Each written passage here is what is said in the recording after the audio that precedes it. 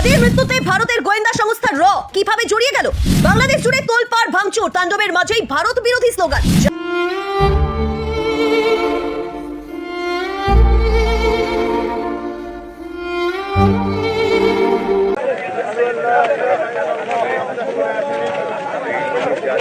আল্লাহু আকবার।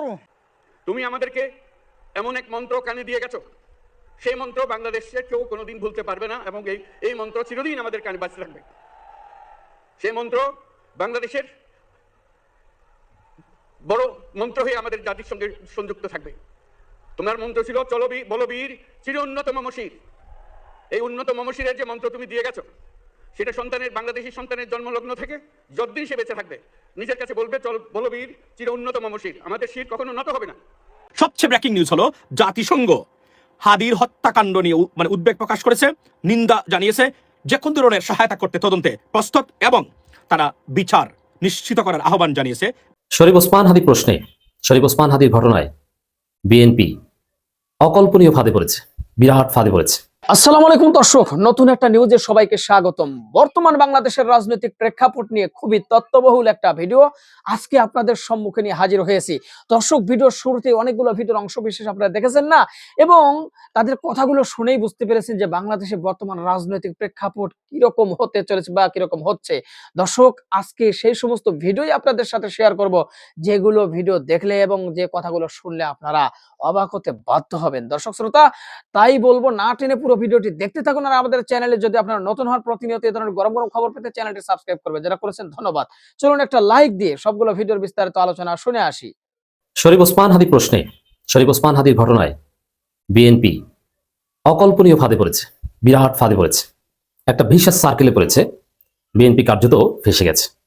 তো এবার আলোচনা করব ফাঁদ কি। সেই ফাঁদ নিমেষেই বিএনপির সব কিছু ফাঁস হয়ে গেছে, বিএনপির গোমর ফাঁস হয়ে গেছে। একটা সময় গ্রামে গঞ্জে হাটে বাজারে যেরকম চোর ধরা পড়তো হাতে নাতে, তারপরে বিদ্যুতের খাম্বার সাথে অথবা বাঁশের সাথে বাঁধত, তা বিএনপির অবস্থা হচ্ছে এরকম যে একদম হাতে নাতে চোর বিএনপি ধরা পড়েছে। জনগণ, পিনাকি ভট্টাচার্যরা, মির জাহানরা বিএনপিকে বিদ্যুতের খাম্বার সাথে, এটা আবার ওই 10% খাম্বা না, এটা অরিজিনাল বিদ্যুতের খাম্বা, বিদ্যুতের খাম্বার সাথে বেঁধে রেখেছে। এখন বিএনপিকে মানুষ বলছে সি সি চোর চোর চোর, চুরি করে ধরা পড়েছে। আবার কি বলছে যে অমুকের ছেলে চুরি করেছে অমুক হাটে আর ধরা পড়েছি, এই বংশের ছেলে, এই বিএনপি এরকম চুরি করেছে। ঘটনা এরকমই ঘটেছে। আপনি যদি একসময় বিএনপি সমর্থক হয়ে থাকতেন বা এখনো বিএনপি সমর্থক হন, আপনি লজ্জা পাবেন।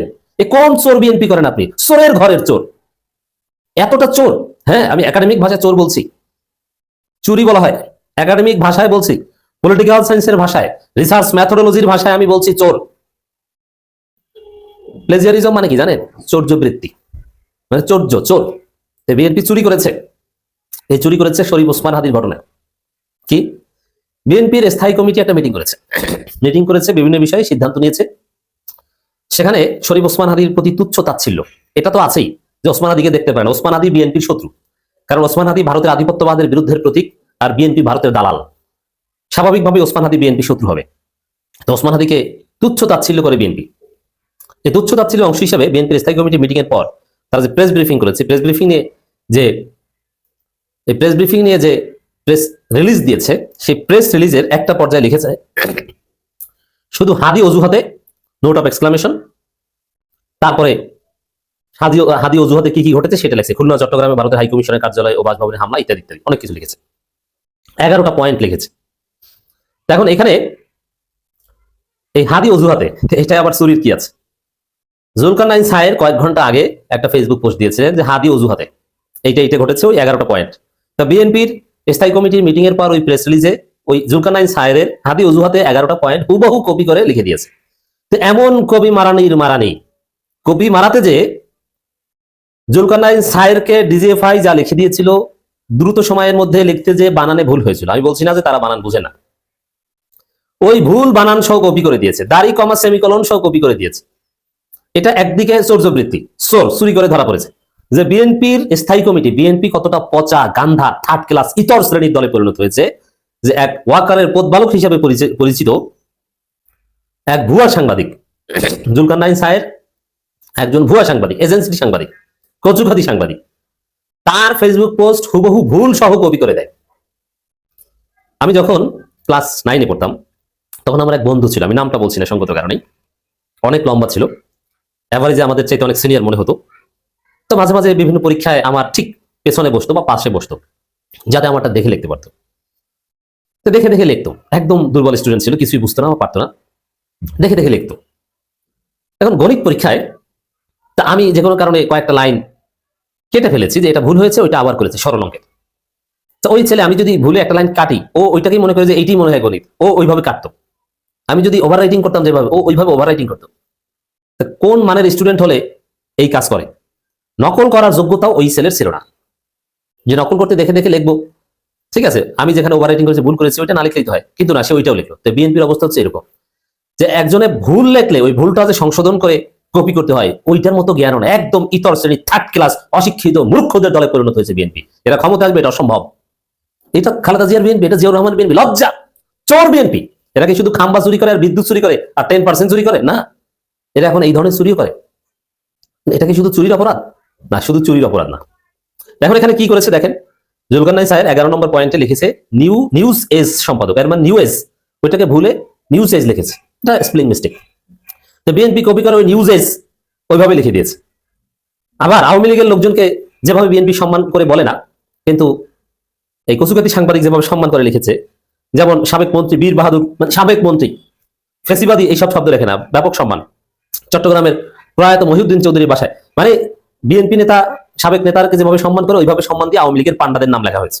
হাদির হত্যাকাণ্ড নিয়ে মানে উদ্বেগ প্রকাশ করেছে, নিন্দা জানিয়েছে, যে কোনো ধরনের সহায়তা করতে তদন্তে প্রস্তুত এবং তারা বিচার নিশ্চিত করার আহ্বান জানিয়েছে, মানে আপনার এই হাদির জন্য।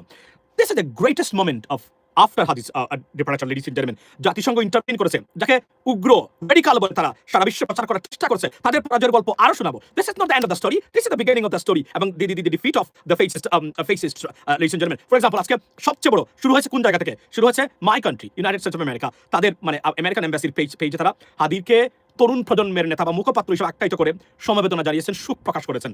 তারপরেই United Kingdom, ladies and gentleman, যে দেশে বসে বাংলাদেশকে অস্থির করার সকল ধরনের ষড়যন্ত্র করা হয়, সেই ইউনাইটেড কিংডম আবারও প্রমাণ করলো তারা বাংলাদেশের মানুষের পক্ষে, তারা ফেসিস্ট এবং অগণতান্ত্রিক রাষ্ট্র ব্যবস্থা বা দুর্বৃত্তদের বা লুটপাটকারী খুনগুমের সম্রাট এবং সম্রাজ্ঞীদের পক্ষে তারা অবস্থান নেয় নাই। সেটা বাংলাদেশকে শুল্কমুক্ত প্রবেশ পণ্যের 2029 সাল পর্যন্ত শুল্কমুক্ত মানে পণ্যের শুল্কমুক্ত সুবিধা দেওয়ার সাথে সাথে তারা সেটা মানে আনলিমিটেড করে দিয়েছে 85%। আমি এট দ্য সেম টাইম আজকের এই ঘটনা প্রমাণ করলো, যতই হাদিকে নিয়ে প্রপাগান্ডা ভারতীয় মিডিয়া এবং আওয়ামী ফেসিস্টরা করুক না কেন, সারা পৃথিবী খাচ্ছে হাদির জন্য। সারা পৃথিবী মনে করে হাদি ছিল আগামীর বাংলাদেশ গণতন্ত্র এবং সুশাসনের অন্যতম একটি আপনার কণ্ঠ বা মুখপাত্র। Ladies and gentleman, not only that, right after that united কিংডমের পরেই ইউরোপিয়ান ইউনিয়ন তারও সুখ প্রকাশ করেছে, তারও আপনার নিন্দা প্রস্তাব করেছে এবং তীব্র নিন্দা জানিয়েছে। অর্থাৎ বোঝা গেল যে বাংলাদেশের পক্ষে দাঁড়িয়েছে সারা পৃথিবী, এক্সেপ্ট সেই দুর্বৃত্ত রাষ্ট্র ভারত, যারা বাংলাদেশে, এবং আজকে আরো ভালো খবর আছে ভারত থেকে আসছে, সেটাকে আমি আপনাদেরকে বলি।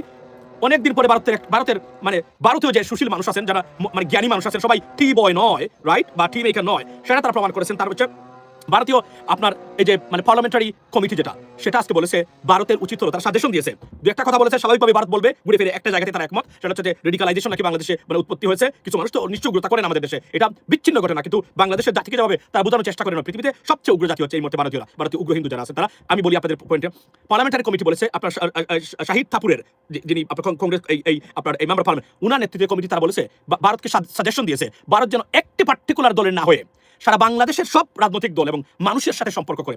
This is one of the greatest thing that we have ever seen or আমি just witnessed after long time. এটা মোটামুটি ঐক্যবদ্ধ ছিল তারা বাংলাদেশ ক্ষেত্রে সবাই মিলে, কিন্তু আজকে এই কমিটি তারা বলেছে, তারা এটা রিয়েলাইজ করেছে যে ভারত আসলে একমুখী বা একপাক্ষিক সম্পর্ক বাংলাদেশে করেছে, সমস্যাটা এই জায়গাতে সৃষ্টি হয়েছে। এবং আজকে এই বিষয়টা তারা অন্তত কয়েকটা জিনিসের ভিতরে, এবং তারা বলেছে চীনের প্রভাব, পাকিস্তানের প্রভাব, এটা বাংলাদেশে হয়েছে, আপনার শাহিদ থাপুর, অ্যাবসলিউটলি। তো তারা এটা বলেছে, সাথে এই কথাটা যে বলেছে, তারা রিয়েলাইজ করেছে একপাক্ষিক সম্পর্কে তারা আবদ্ধ।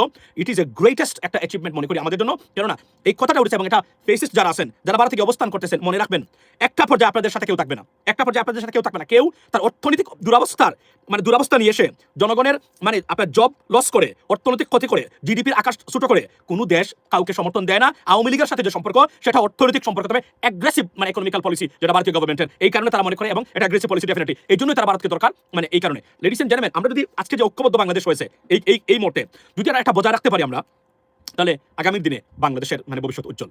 হাদিকে বারবার বলছিলাম, হাদির মৃত্যু যেন না হয় শেষ, হাদির মৃত্যু যেন নতুন বাংলাদেশের শুরু হয়, এবং আমরা সেটাই দেখতে পাচ্ছি। অন্ততপক্ষে আমি সেটা দেখেছি, খুব ইতর প্রকৃতির মানুষ যারা এবং বাংলাদেশ বিরোধী দালাল শ্রেণী যারা আছেন সব দলের ভিতরে বুঝি, এরা ছাড়া হাদির জন্য কাচ্ছে না এমন হৃদয় এবং এমন মানে মানে ব্যক্তি বা ইন্ডিভিজুয়াল এই মুহূর্তে বাংলাদেশে নেই লেডিস এন্ড জেন্টলম্যান। শুধুমাত্র দালাল যারা আছেন, দালালরা কাঁদবে না, দালালরা কাঁদে না, দেশদ্রোহীরা কাঁদে না, এরা কখনোই দেশের স্বার্থে কাঁদে না, এরা কাঁদে তাদের ব্যক্তিগত স্বার্থে একমাত্র মানে তারা কাঁদে এবং সেটাই প্রমাণিত হয়েছে ladies and gentleman. So what is the মানে like in conclusion we can say the entire world is united against the killers or murderers or fascists এবং entire world is with আপনার হাদি এবং Bangladesh. This is the greatest moment for Bangladesh. We have never seen anything. দেখেন আপনি এই দেশগুলোতে কি ধরনের অপপ্রচার তারা চালাচ্ছে প্রতিদিন হাদির বিরুদ্ধে, বাংলাদেশের বিরুদ্ধে। তারা বলছে এ তরুণ প্রজন্মের নেতা, হি ইজ এ লিডার, তাকে তারা রেকগনাইজ করেছে। This is the greatest achievement for Bangladesh এবং হাদির লেগাসির জন্য এর চেয়ে বড় স্বীকৃতি আর হতেই পারে না, বা রিকগনিশন হতেই পারে না লেডিস এন্ড জেন্টলম্যান। আমি we talk about Nijum Majumdar. দেখুন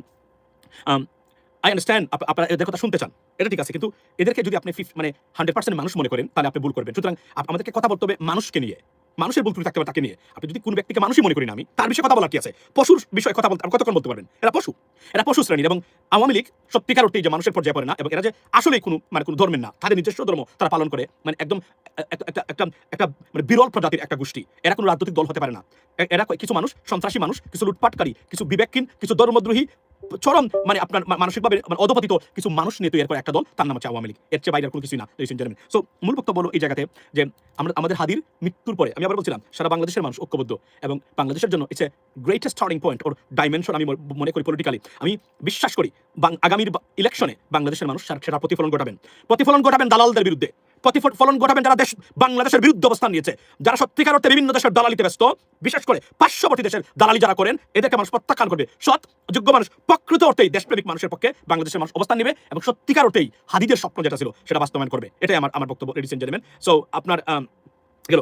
সুতরাং আমরা এখন আসি জাতিসংঘ কি বলেছে। জাতিসংঘের আপনার এই যে মুখপাত্র যিনি আপনার এই উনি আজকে বলেছেন যে এখন আপনি কল্পনা করেন তারা সবাই এই যে বাংলাদেশের এই গণতান্ত্রিক এই মুখপাত্র হাদিকে তারা রেকগনিশন দিচ্ছেন, তারা মনে করেন হি ইজ এ লিডার, সে সত্যিকার অর্থেই। তাহলে কি দাঁড়ালো এখন? আওয়ামী লীগের আরো একটি পরাজয় হলো বহির্বিশ্বে, এমনিতে পরাজয় আছে। আমি ধন্যবাদ দিব ইউনাইটেড স্টেটস অফ আমেরিকা, তারাই প্রথমে পোস্টার দেওয়া শুরু করেছিলেন, সাথে সাথে ইউনাইটেড কিংডম, ইউরোপিয়ান ইউনিয়ন, নাও জাতিসংঘ। আর কোনো কিছু লাগে আপনার? আর কি কিছু দরকার আছে আপনার?